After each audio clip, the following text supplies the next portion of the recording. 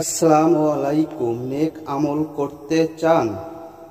কিছু আমল এমন আছে যেগুলো করতে খুব বেশি সময়ের প্রয়োজন হয় না, অনেক জ্ঞানের অধিকারীও হতে হয় না।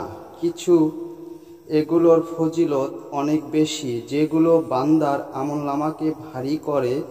যেমন রাসূল সাল্লাল্লাহু আলাইহি ওয়াসাল্লাম বলেছেন যে লোক আমলের আগে একবার বলে সুবহানাল্লাহিল আজিম। আশা করি সম্পূর্ণ সূরাটি শুনুন।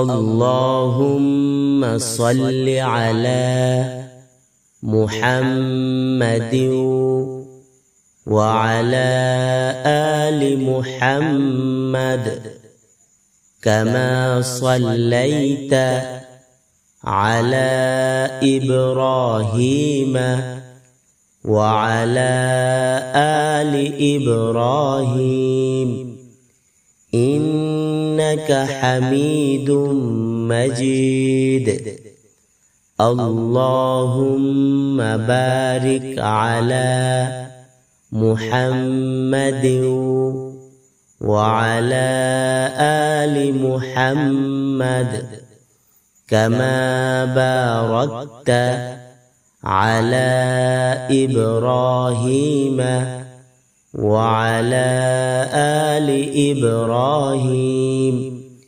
إنك حميد مجيد।